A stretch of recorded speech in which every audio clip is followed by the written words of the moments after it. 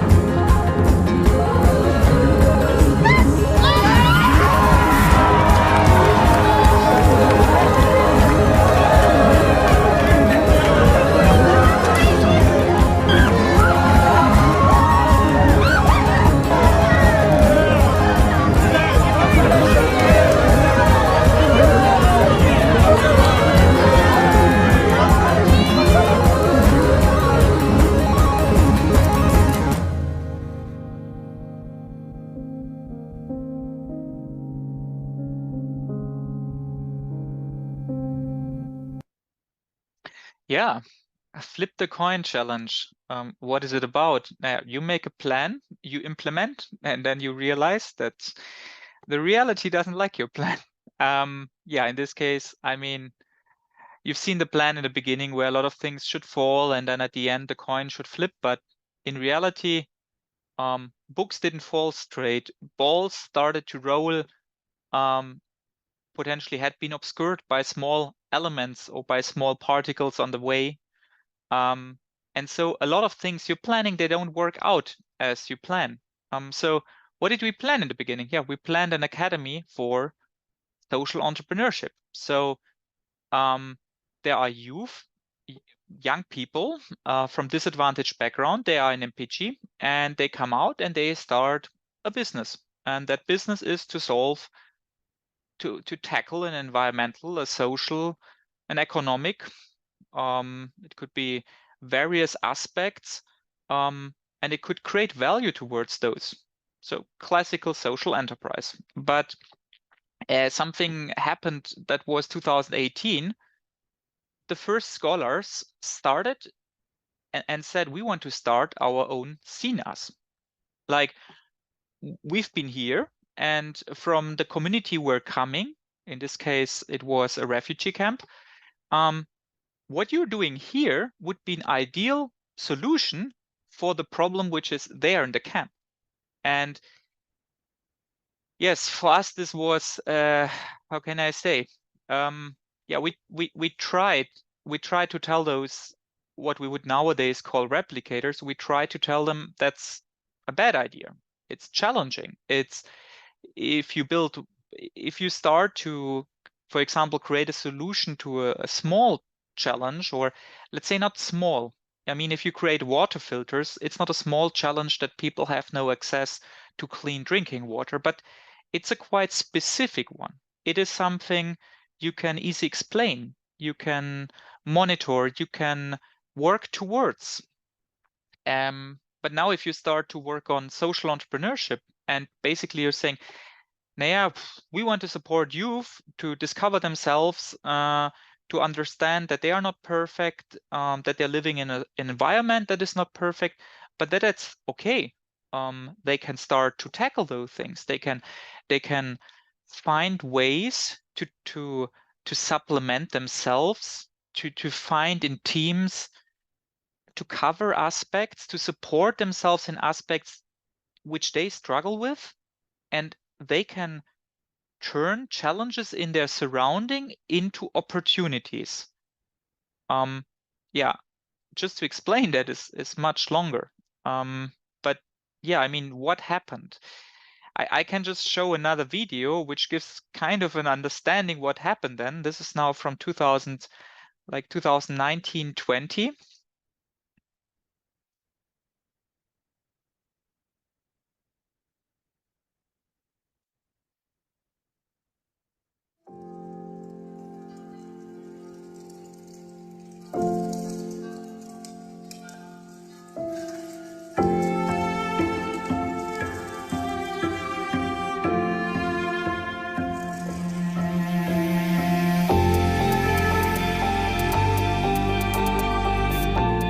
SINA, the Social Innovation Academy, is creating a global movement of responsible and self-organized learning spaces.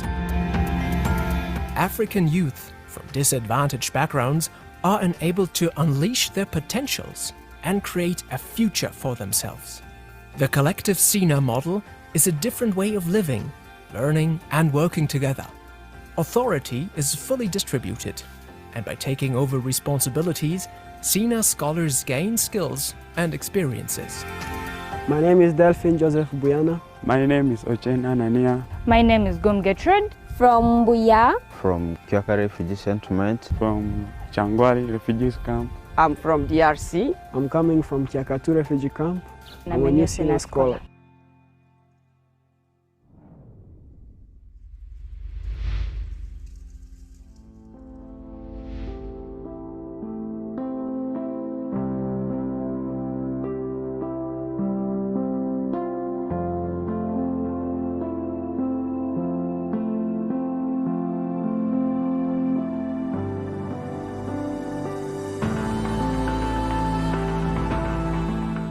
SINA is a place where people who have lost direction come, be empowered, unleash their potentials and start social businesses to sustain themselves and also the communities from where they come from.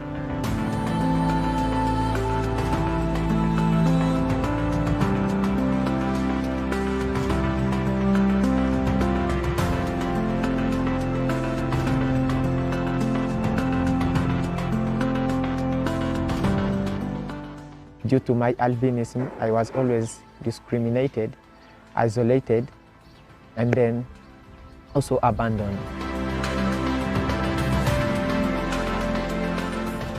Most of people say that albinism, we are not human beings like them, but some even have promoted their beliefs in potential magic by saying that with our body parts, they can cure diseases, have wealth, and more others are discriminated, targeted in witchcraft, and more other things.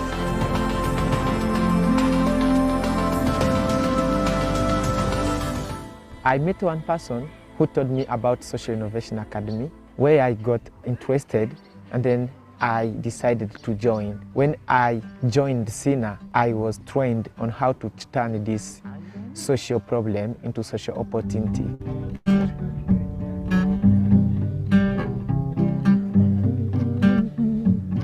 I don't know which moment I shall see when I'm proud. I don't know which time I shall talk when I'm proud. I don't know which moment I shall see when I'm proud. I don't know which time I shall talk when I'm proud. Yeah.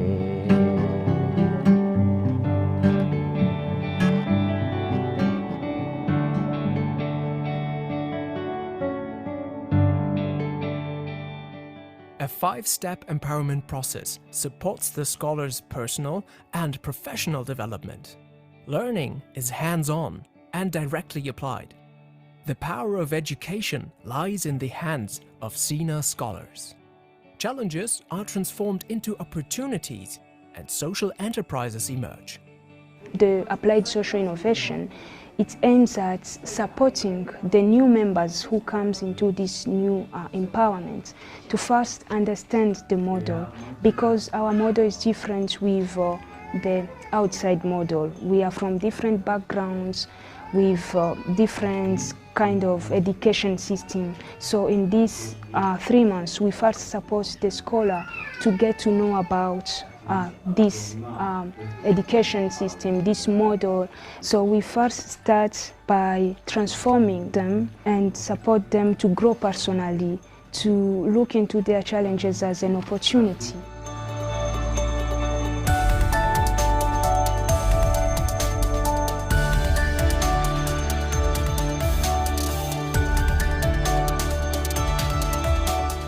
SINA has impacted the lives of many young people. At first they came and they didn't know what to do, they didn't know what actually SINA was all about. But after passing through the SINA empowerment model and got the chance to discover themselves, to discover their abilities and potentials, they come to realize that this could be a great model to take back in their communities. So we had our very first model of SINA implemented in Nakivale in 2016 by 2 gentlemen.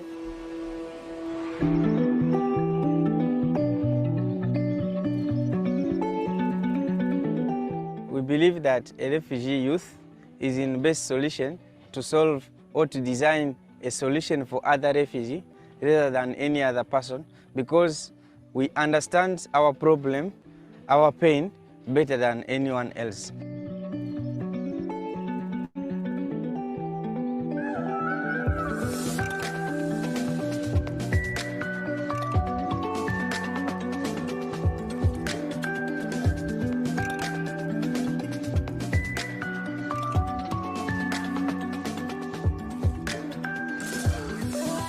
SINA scholars have successfully replicated the model in 6 communities in Uganda, Zimbabwe, and the Democratic Republic of Congo.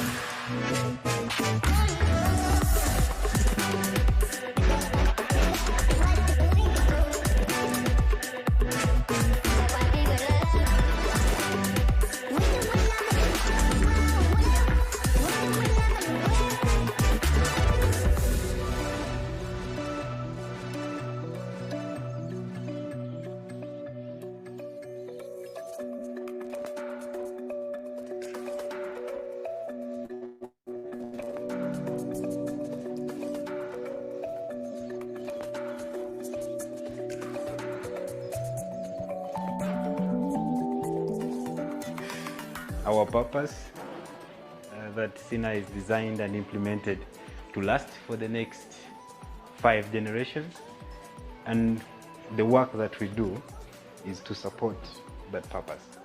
So we look at how resources like water, electricity, internet, the buildings are handled and used and maintained in such a way that they can last for the generations to come.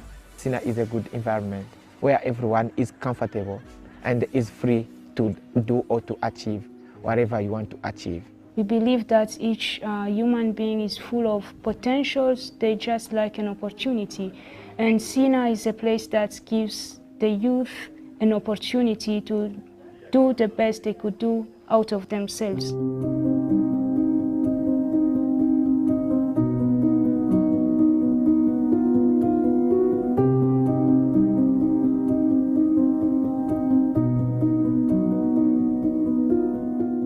All SINAs jointly steer and evolve the model towards its evolutionary purpose for positive and systemic change.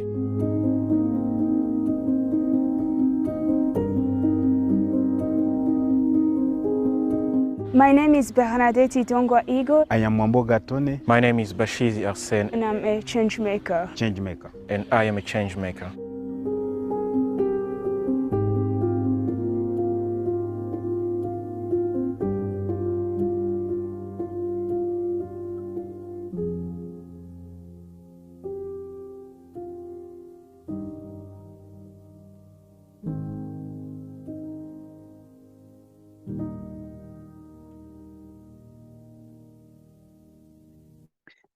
Yeah, welcome back. So in my head, there were a lot of memories from this time. And Naya, what do you have now? We're in the year 2018. The first replicators start to go out, and we soon realized, people want to set up their own SINAs. I mean, we learned a lot here. So they would need professional development. I mean, they wouldn't need to make all the mistakes we've done in the beginning. They don't need to start struggling from zero. We need kind of qualities done. Oh, no, we at least need to define what we're talking about. Like a word needs to mean something, because otherwise we can't share with one another and learn from one another. What means mentoring? What is coaching? Or such simple terms as what is social entrepreneurship? And now there are many SINAs outside, and they are in total different places.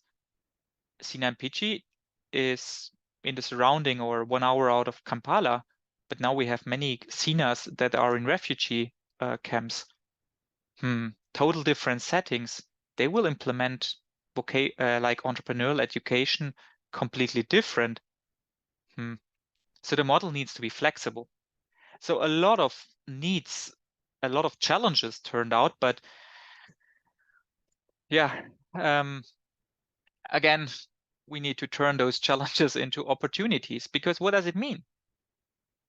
We can get replicators fast on speed. So we have others who want to struggle with us on the journey towards developing local relevant, effective social entrepreneurship, vocational or entrepreneurial education. Great. We can define terms, and so we can learn from one another. And we can make the system vulnerable enough that it can, whenever it stands in the way of those replicators trying to make the entrepreneurial education relevant for their surrounding, and the system, the framework limits them, that they can challenge it, so we can learn from them. But still, it needs to be stiff enough to kind of give reference and help us to speak with one another. And this was, then back in 2018, the birthplace of SINA Global, an organization that, let me not speak about it, let me show you. What is this organization doing? Well, this is SINA Global. And SINA Global is a self-organized organization. And when you look inside, what does SINA Global try to do? Well, SINA Global's purpose is regenerative communities in a free, responsible world. Regenerative, we mean communities that can support itself, communities that can overcome struggles. You could somehow also say the word resilient. And free, responsible, well, when you get more freedom, there comes more responsibility with the freedom. And this is now what SINA Global is actually doing. And how are we doing that? You can see it in specific here, and this connects back to the last words. We support disadvantaged youth, transforming communities through social entrepreneurship. And you can see this now, I think, closest on the replicators that are going out in their communities and say, hey, we want to support you changing the way how you see the reality. We want to help you to come from a mindset of, I see something needs to get done, but I don't know where to start. To be able to say, okay, there's something problematic. I'm in a situation that I don't like, but I can define steps forward, and I can take steps towards creating a better future. And I think it's also interesting from a SINA Global perspective now to say, who are we targeting or who are we dealing with? I mean, there's the SINA scholars. You've seen throughout the day several scholars. I mean, in SINA Global, I think the SINA scholars are our major target group. However, we are not directly addressing them. As you've seen now, there's a lot of academies out there, and those are, I would say, at the moment, the direct target group we can address. So the scholars, you could imagine in your head like little flames, yeah, but they need to come somewhere from, or they need to origin from somewhere. And here the academies, the ones we're at the moment supporting, those ones are like sparks. Yeah, young people go there, and they get supported. What we heard in a lot of testimonies today of the scholars, to, how can I say, to find ways to proceed forward, to define a better future from themselves when they're not satisfied with the situation. And so there's so many communities out there, the SINA academies, or the names they have given themselves, that are kind of like small sparks, and they're producing small flames. You know? Scholars go out, or scholars are in there, and they have a flame burning in them. And then we have those SINA social enterprises. What are those? I mean, you've heard today and you've seen today many examples. You've seen Totya, but you've seen also from various academies, you've seen scholars who went through the program, who identified first, who connected more to themselves, then who connected to their surrounding, identified problems in their surrounding, and then started to take over or started to tackle issues in their surrounding by starting a social venture. And here I can give you an understanding about such a social venture, where I would say those social ventures themselves can also become like a fire, something that when others see, it can affect them. It can help them to challenge their current understanding of how one can see what is a business, what is a job. I'm showing here for another video.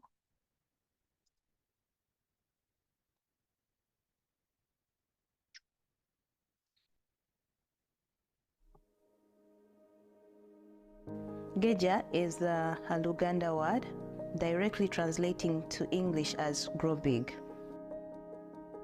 My name is Atura Angela Marjorie. I was born by two school-going children. My mother was 14 and my father was 16. At the age of 19, I got pregnant and I was forced to run away from home. I joined the Social Innovation Academy as a facilitator trainee in 2014 June while pregnant, and it is from there that I would go out to the communities and visit the women and ask them how they take care of a pregnancy. And through my constant visiting of the communities, I actually developed a relationship with these women. At the time of my daughter's birth, we had started with the crafting project that we then called the Geja Handcrafts Project. I had told these women that I would constantly go to the city, Kampala, and be selling their crafts, bring them the money so that they can sustain themselves. But that was a lie. Would spend like 2 months or 3 months without even selling a basket. And yet these women constantly had challenges in their personal lives or even in their families. So with my mentor and coach, we sat down again. We tried to align best how can we help these women. And in 2016, our first team members joined me because our passions aligned and our stories similarly aligned. We started the Geja Women Foundation. Geja Women Foundation is a community-led foundation run by women in Mpigi district, Uganda, empowering women to become self-sustainable. In 2015, A young girl from the community came running to me that her parents wanted to force her into early marriage, but she didn't want to get married. She wanted to continue with school. At that time, I didn't have the resources, but I promised her that probably in the next year, I would help take her back to school. So Nachigude Prosi stayed with me, helping me take care of my young daughter as we looked for finances to take her back to school. One day, I see her fidgeting in our small room. And when I got close to notice, she had a roasted banana leaf. When I asked her what the banana leaf was for, she told me that that is what her mother had told her to be using to curb her periods. That never left me the same. Given that menstruation is a very huge topic, not easily discussed, especially in African values and cultures, we are trying to make sure that this changes. This also prompted us to go to schools, find out from many people, what do they use? This is when we introduced our menstrual hygiene campaigns in schools and communities. We believe that when women and girls have safe menstrual products that are affordable and environmentally friendly, they can also be able to flourish in terms of whatever aligns together with their passions. And that is why Safe Girl aims at reducing the cost of menstruation. We produce a kit that consists of 2 menstrual products, reusable up to 16 months, a mosquito repellent soap, a cotton knicker, and a storage bag. We host 8 women that do the daily production of the Safe Girl reusable sanitary kit, and we envision us growing bigger to about 100 women on 100 machines.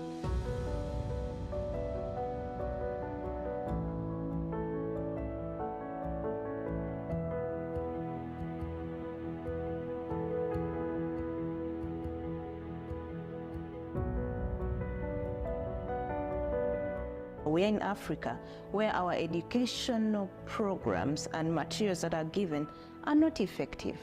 Our families that earn less than $1 and have more than 5 children cannot be able to sustain all of them into school.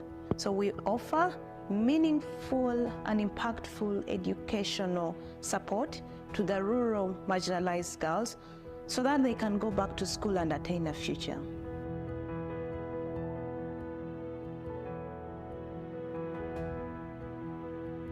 We accord them scholastic materials ranging from books, sanitary wear, and facilitation in school, but also pay for their scholarship.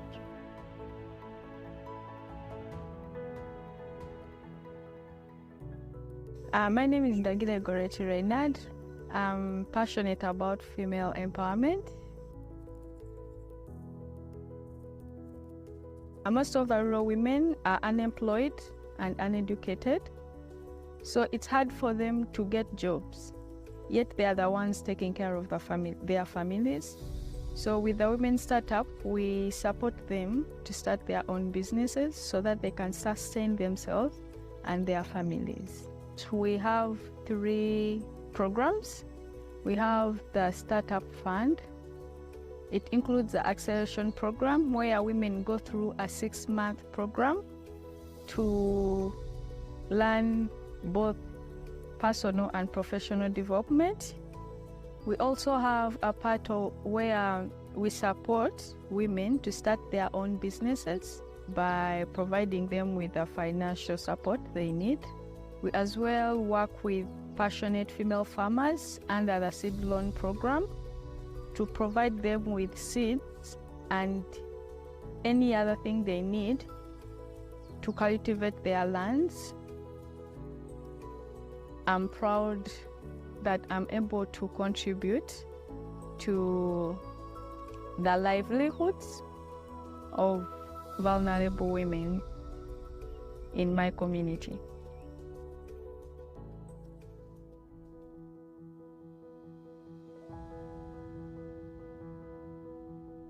My name is Catherine Nakayemba. I'm the operations and also the lead of the Geja Model Farm.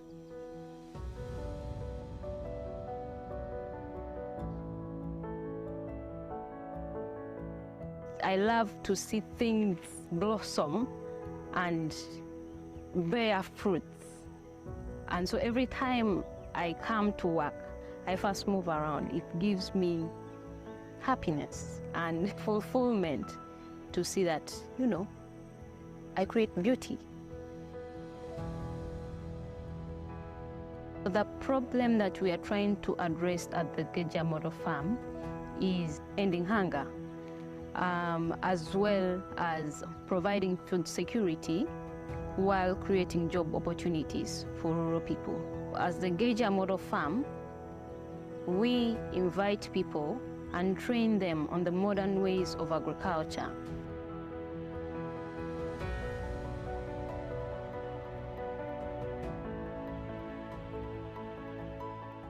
One part of the Geja Model Farm that we do is agroforestry. So you find that where you mix trees with other crops, the yields are better.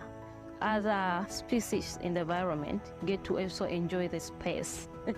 For example, when the trees are there, the birds or the animals can also enjoy the space as you also grow your food. I'm proud of being a team that puts a smile on people's faces. For us at Geja Women Foundation, inclusion is key, whereby we have to involve all different kinds of race, mobility, for everyone to feel involved and valued. And at the Geja Women Foundation, currently we have got 2 women that are having speech impairment issues and hearing issues. These are part of our day-to-day running and structuring of the organization, but are also key in the production of the safeguard reusable sanitary kits. We also go with them in communities and in schools for them to be able to also unleash and showcase what they can be able to do, even when they have the mobility issues that they face. But we also believe that this is giving motivation to the other students or the other people in the community that also face the same issues.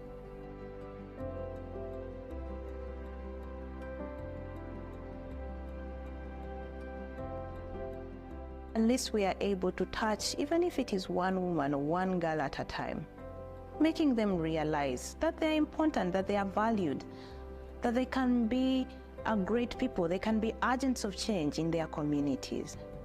And it is also my dream to see one woman at least standing at a very large crowd, telling her story, saying because of Geja Women Foundation, have been able to come from this level to this level. I look forward to a future where we've empowered more young women into the aspect of social entrepreneurship and entrepreneurship as a whole, given them the basics that they need to stand and speak up for themselves, where violence is not a key for a girl not to talk, where menstruation is not a shaming or isolating or praising any girl, and where food and regenerative agriculture is key for the development of our country and Africa at large.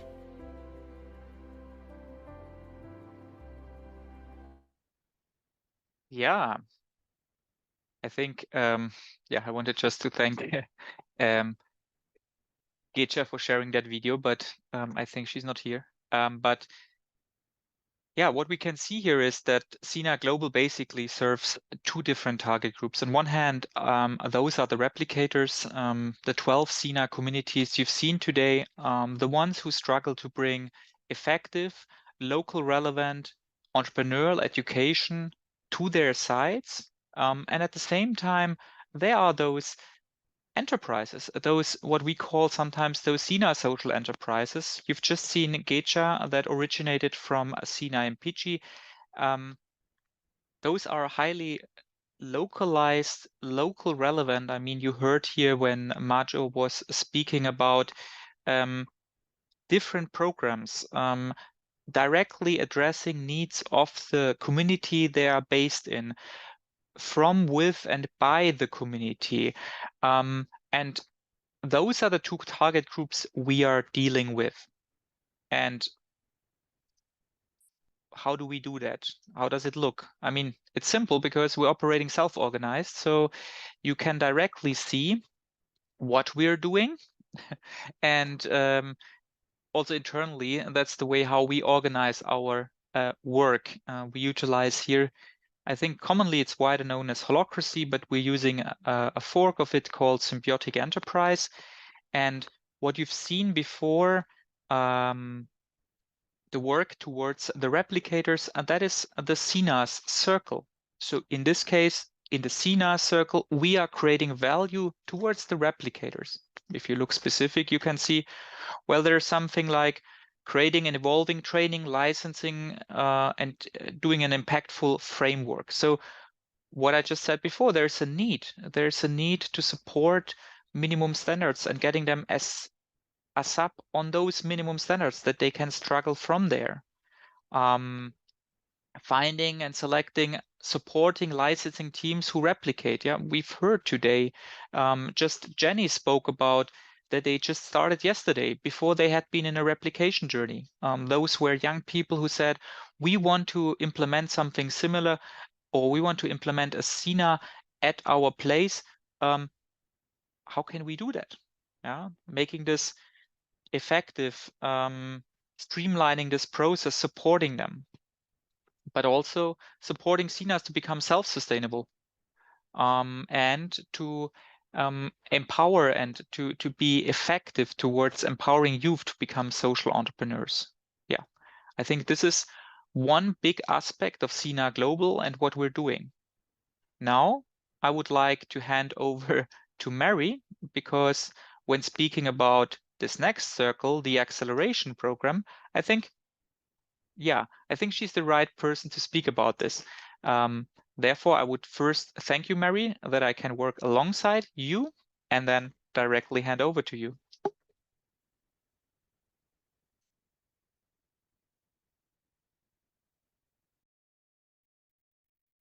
Thank you, Philip. It's a good evening for me, and I'm happy to see each one of you who has joined us all throughout the day for some of you. And I'll start off by just introducing myself. My name is Mary Apolot, and I work with SINA Global. But before I can also just talk a little bit more in detail about acceleration, I would like us to join me on a journey to talk a bit about how I joined SINA. So after I graduated from a university in Uganda, Kampala, in 2015, I was able to get a job right away, even before I graduated, as an admin and finance. This was a typical 8 to 5 kind of job, where most of my accountabilities of work involved running the finances of the organization, organizing different activities, meetings, and making sure that everything that was needed in the organization was in place. But in 2017, around September, I began to feel unwell. I noticed I had really heavy palpitations. I was feeling very fatigued. I struggled a lot to run my daily activities like I normally would before. So I took a decision to resign from my job because the demands of my job were quite higher, almost like what is expected in most 8 to 5 organizations, and my body did not have the physical strength anymore to match up with the requirements of the job. So I resigned. And I went back to my hometown, which is semi-urban, you would say, but also very rural. Just a few meters away from the town center is really a rural community. So I went back home as I took on treatment and found a way to recover. And it was in 2018, around June, that a friend of ours told me he had met with Etienne in a conference they had gone to together. and told him about SINA. And he shared just a link of an application for an upcoming cohort for the SINA Applied program.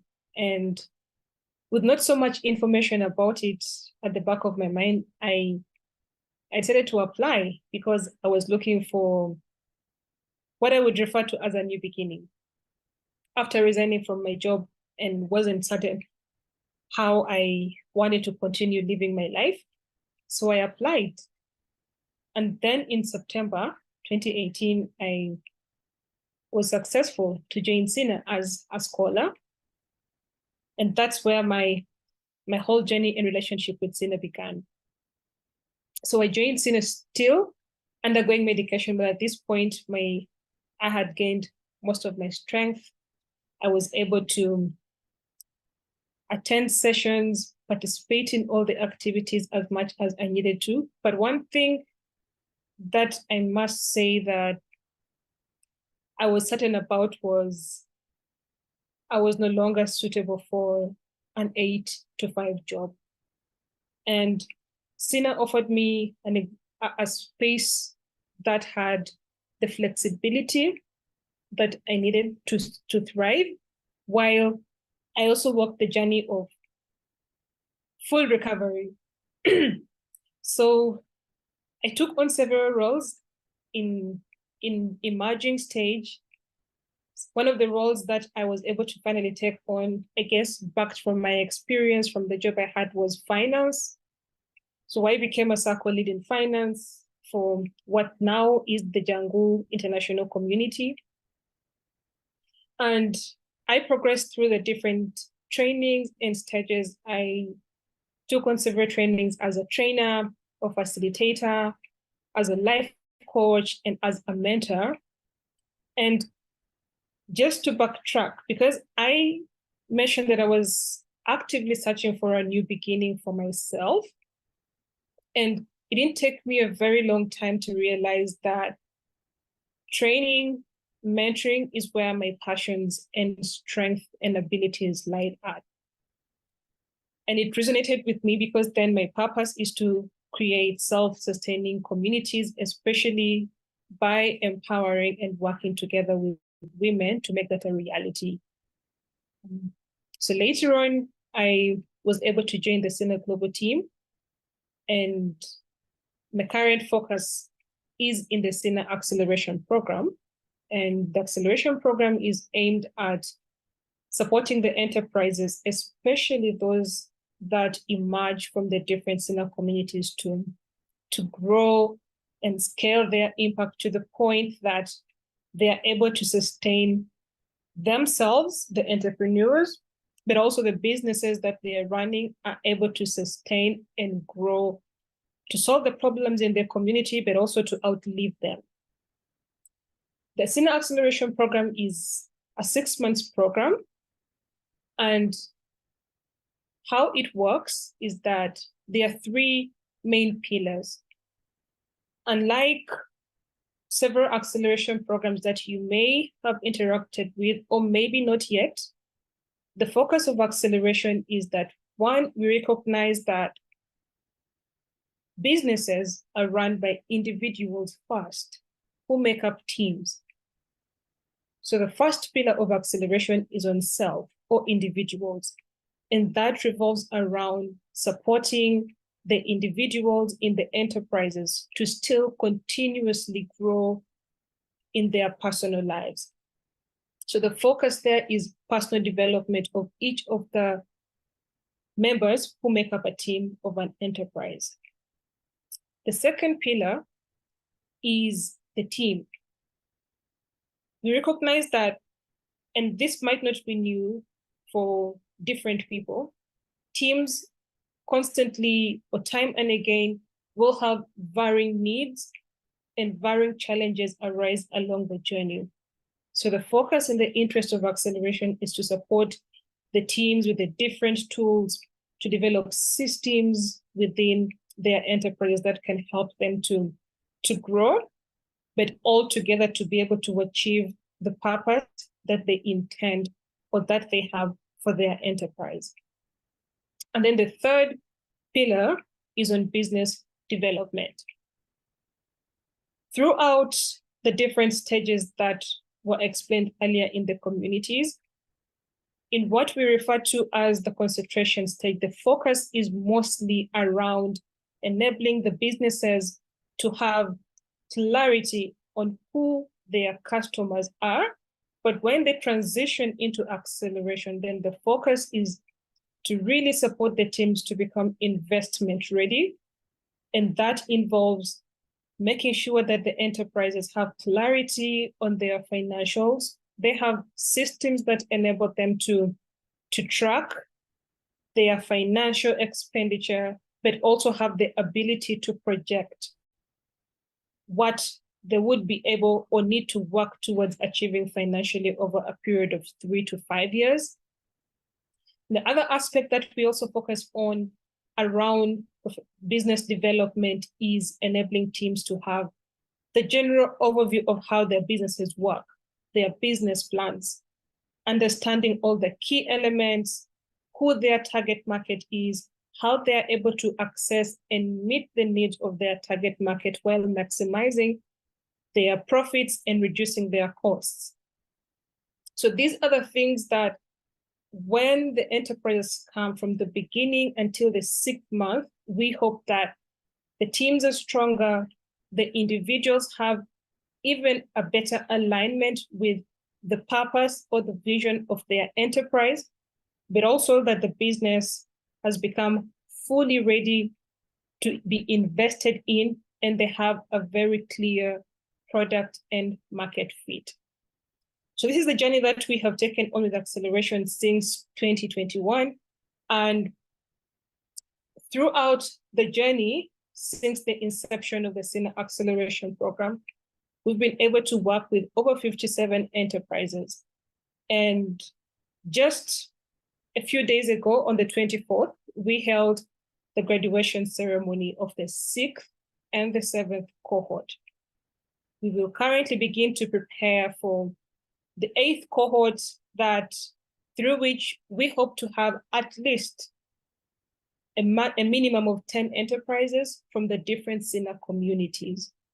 But also something that is interesting for the first time that we had is in the previous cohort, which is 7, we had enterprises from the community in Zimbabwe, Transformation Innovation Hub, and for the very first time, we were able to hold a part of the bootcamp physically with these enterprises. So the acceleration program is set in such a way that over the period of 6 months, we have 2 physical bootcamps where we support in the first quarter. The focus is around helping to shape the business on different areas where they are struggling, focusing on how they're able to get to their target market. How are they able to reduce their costs? How are they able to explore other possible target markets? And then in the second quarter is where we focus so much on the different tools and elements that they need to have in place in order for them to be investment ready. So we're able to have a physical bootcamp held in both Uganda and in Zimbabwe. The future of acceleration could be that for the different communities which are far away from Uganda, that might not be able to come to Uganda for the physical bootcamp, that we will be able to deliver the program to them, and it will be as impactful and as beneficial as it is or would be for the participants in Uganda.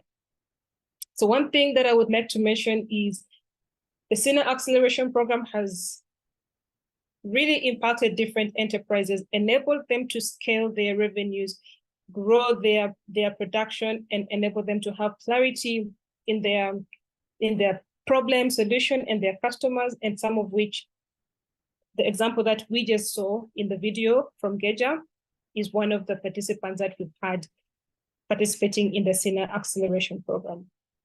And we will have a moment to see a glimpse of what are some of the experiences that the enterprise from the previous cohort have had while going through the SINA Acceleration Program. Over to you, Philippe. Thank you.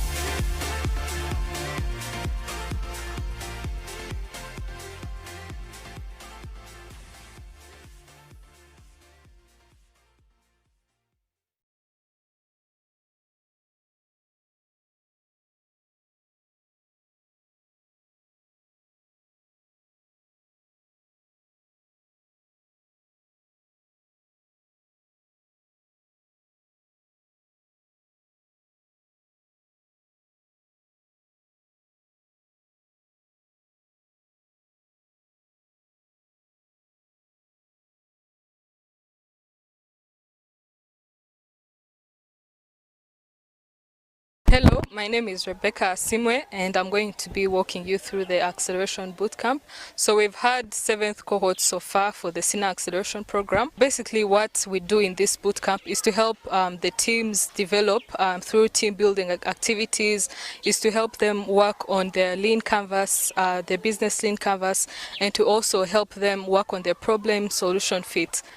It's so much progress. The enterprises are being challenged and we're helping them through all that. They have different pitching and they have different presentations that help them grow personally and professionally. This is Mother Support Foundation with Arakit Christine and Kobsinya Macklin, focusing on a world free from maternal and infant death. 70% of rural pregnant women are continuously using unhygienic materials at birth. Due to inaccessibility of these materials, lack of information about safe birth practices and affordability of these materials. This has caused many into infections and complications, and sometimes some have died in it. That's why we provide a safe, clean birth kit with additional reusable items like baby diapers, sheets and stockings, which are 17% cheaper than the existing ones in the market, to the rural mothers aged between 15 to 20. Elevate is an enterprise at Young International that is envisioning to provide STEM for the autism heroes.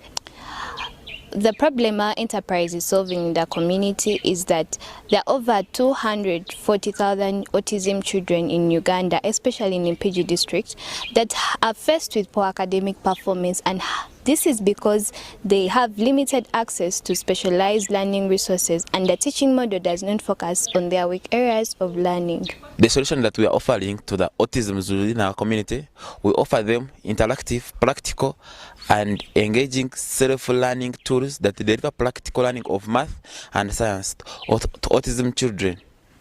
Our enterprise is Plastig Company Limited, dealing in plastic houses. As Plastig, we are working on solving the problem of poor housing conditions, which is being faced by single mothers who are refugees in Chaka 2 refugee settlement. We are working on a solution that is recycling plastic waste into producing plastic houses, which are well designed and in good shape for this, fit for this problem.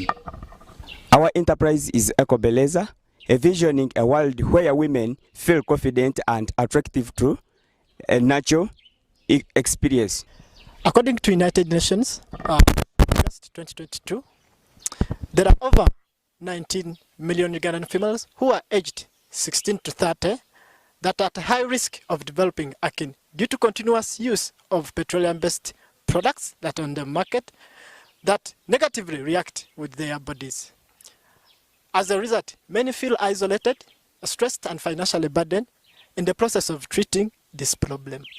Our solution is we produce natural slime-based creams and lotions that treats persistent acne in female aged 16 to 30 years as the best alternatives to negatively reactive petroleum-based cosmetics on the market.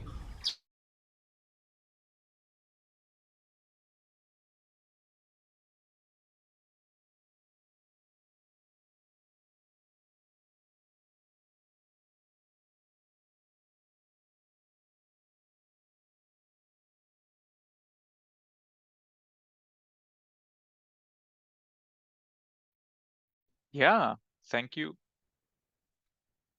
Thank you, Mary. Yeah, thank you, Mary, for presenting acceleration program. And I think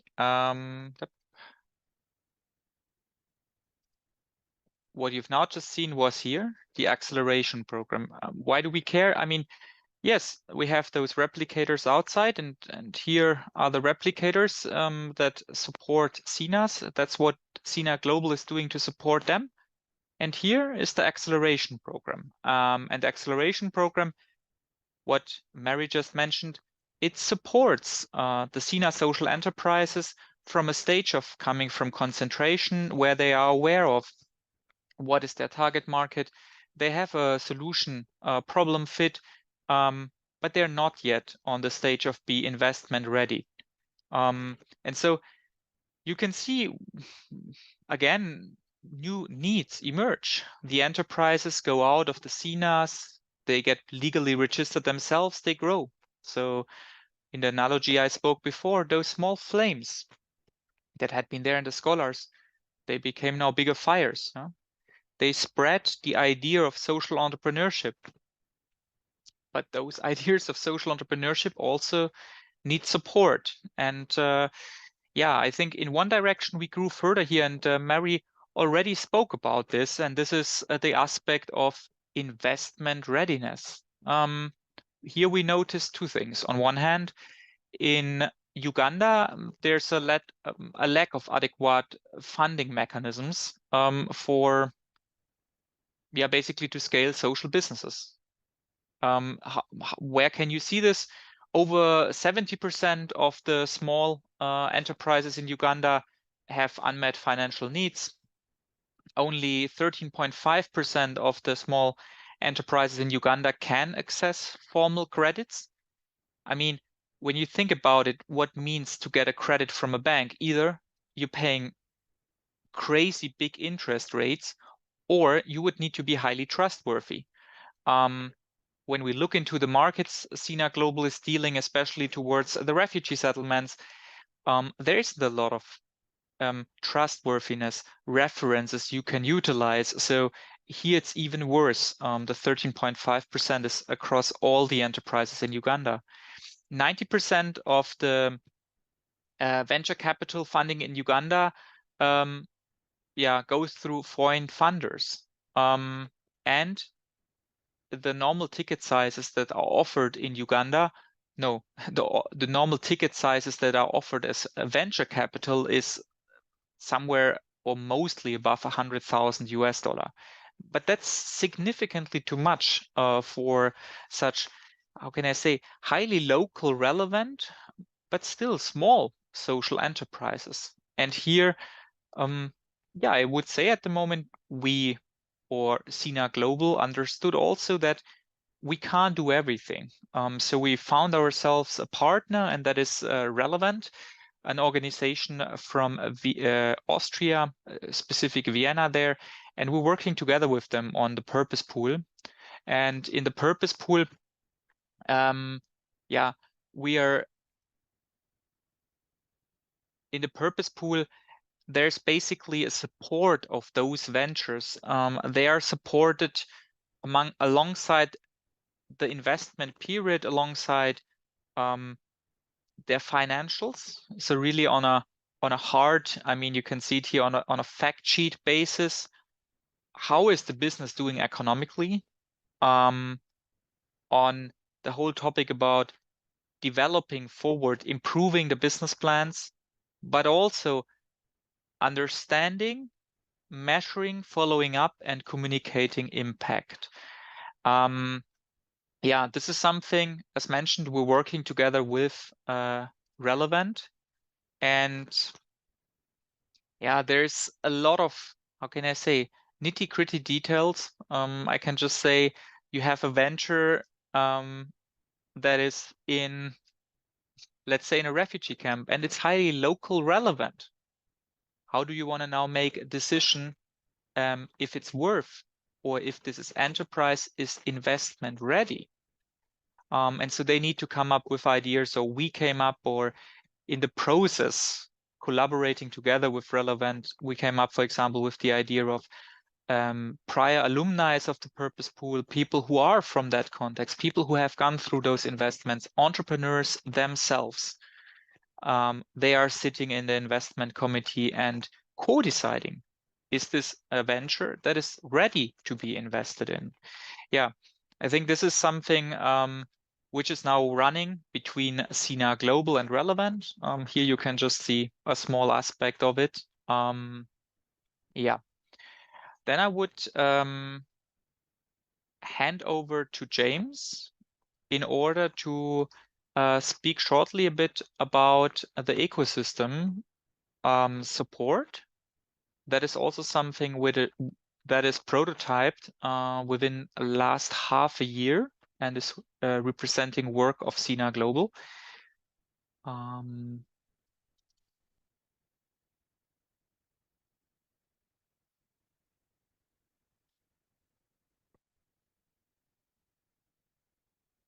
James, are you ready to take over?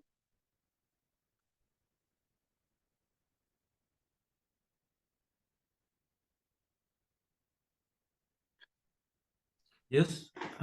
Wonderful.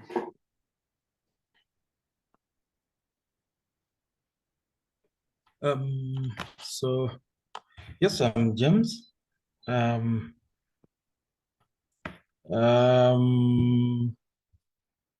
In a role currently, I want to talk about, I fill different roles also, but I want to specifically talk about the social entrepreneurship ecosystem support. This is more a role that has evolved from the current interaction of the Impact Hub and Relevant and the Social Innovation Academy. So in the past, I think like the past 3 to 4 months, SINA, in its effort to tap into the synergy of ecosystem support, has been having conversations about the possibility of launching a consortium of 3 organizations collaborating under an umbrella of the Impact Hub. So the Impact Hub is a wider community of social entrepreneurs. For the past year, SINA has been a subscribed member, but after that, in recent, I think this year, the beginning of this year, I decided to take on an initiative to launch Impact Hub Kampala as a chapter. And currently, the discussions that are going on are how can that work as a consortium as opposed to individuals. So in my role, social entrepreneurship support, focused more on figuring out how this can work. The consortium of Impact Hub, the Circular Design Hub, and the Social Innovation Academy, how that can actually work out. And so far we have been prototyping joint events together just to test and see how this works out. We have so far had hosted 2 events, the Sector Lab events, which bring in investors, entrepreneurs from the private sector and the wider ecosystem to engage, to network, and to discuss around topics that matter. And we are currently working to by February next year to kind of like secure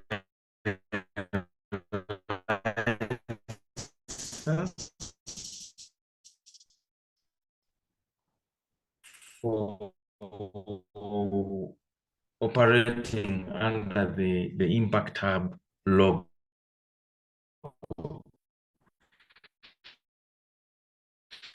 But as 3 organizations.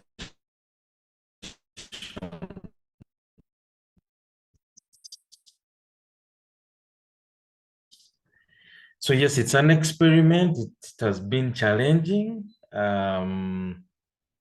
Bringing all these, it has we are slowly beginning to, the peak is beginning to bear fruit. Yeah, that's what I could say on about the social entrepreneurship support. So the main goal here is to connect social enterprises from SINA also to tap into the network, the rich and diverse network of the Impact Hub Global, but also Circular Design Hub and Relevant, and also to explore possibilities of doing kind of like consultancies on bigger projects as a consortium, like for example, doing hackathons, innovation hackathons for organizations in the corporate world, like Red Cross, etc., boot camps, design thinking workshops, and all those things. Yeah, so those are also possibilities of events that could be happening. So this consortium is kind of like a win-win-win for all the different parties involved. It has a lot of potential for income generation. It has a lot of potential for connection in the ecosystem, for networking, so many things. We are super excited about it at the moment. And we're hoping that by February next year, we'll have secured the license. Yes, so that's it about this role. Back to you, Philip.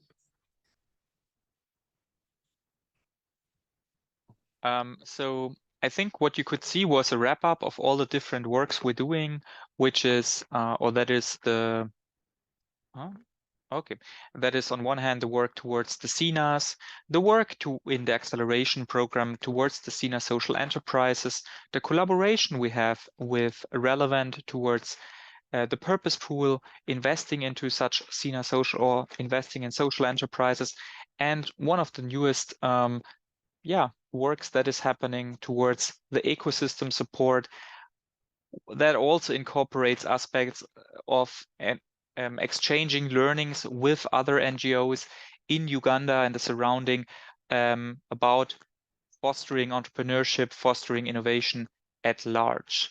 Yeah, I think that's what SINA Global is. Now I would like to take the chance again to shortly hand over to James, where he gives a brief overview about his journey as being a partner of SINA Global, how this work affected him, what it offered him, and back to James.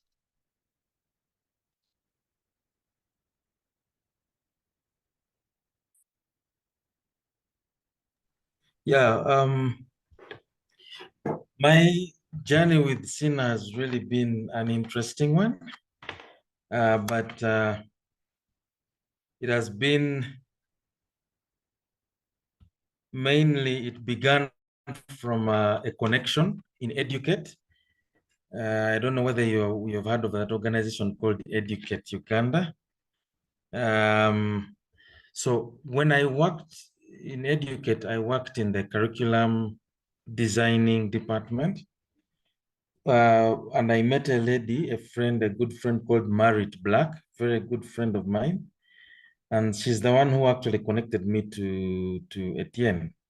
And so when she shared with me the website and I saw the bottle house, the things which caught me were the bottle houses. There was a certain project of guys who would make toys, some interesting toys, robot kind of like toys. And then the solar and the biogas and all those things. So I was super excited. And I decided to come to SINA to visit. So I come, I visit, as soon as I step in the community, I just sensed resonance in my heart. I felt like this is the place where I belong. So just to cut the story short, before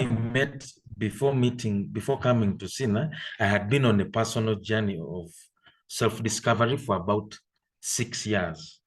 And during that time, I learned so many lessons from my journey. So now let's fast forward back to the present. So I meet Etienne and I share with him about, I told him, what if I put all the lessons I've learned from my personal journey of self-discovery, what if I put it together into some kind of like a workshop that helps people discover who they are and helps people create meaningful work? How would that look like? So he said, oh, we could test it out and see. So I began the session. It was a half-hour session. Actually, before I began the session with SINA, I started the session at home with my mom. I first had the session with my mom, like for 30 minutes. She gave me feedback. Then I had it with my sibling, my sister, for like 40 minutes. And then after that is when I had it with the SINA with the SINA community. And slowly it began to grow, develop until it came up to about 3-4 days.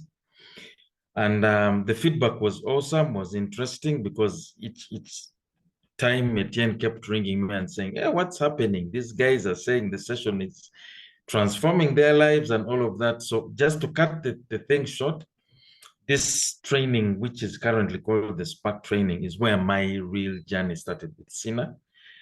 And it had a great deep impact, especially on the early replicators,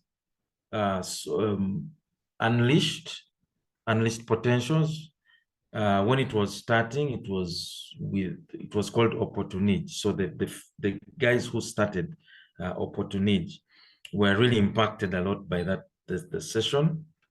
And then SINA Locator and all of these other things. So I began to see a lot of attachment or connection to SINA through this work of self-discovery. And so over a period of time, I felt that this is the area of that I need to dedicate my life, dedicate my gift, my strength, and my time doing, because it's what made me fulfilled. And yeah, so I think 2019, when COVID hit, in the mid of COVID, April, I get a call from Philip Mentele saying, telling me about the opportunity in SINA Global. So I decided to join. I joined as in the role of a trainer. So as a trainer, my focus was mainly on experiential learning, taking kind of like changing the mindset of trainers away from the the traditional model for schools, you know, a teacher who knows everything and imparting knowledge into empty heads, and transforming that mindset more into a learner-centered and engaging approach, which is transformative, meaningful, interactive, fun, creative, but at the same time, you know, informative. So I took on that role, which I'm currently still doing, still filling. And then another role on Spark replication. Remember, I had, after starting the Spark training, I saw that it had a lot of impact, and I realized that I cannot do it alone. So I decided to maybe just to share something before I talk about Spark replication. Before, I had a dream of having a center kind of like, which is similar to SINA. So when I met SINA and I saw that SINA was actually doing exactly what I was thinking about, in my mind, I was like, why can't I just partner with SINA instead of just doing my things alone? And so that's how I came into it. So when I started the Spark replication program, it was more of training people to be able to do the Spark training, like how I was doing it. And that's what I'm currently doing at the moment. I'm mentoring Spark leaders, like people to be building capacity of SINA partners to be able to deliver the Spark training. Super excited about that.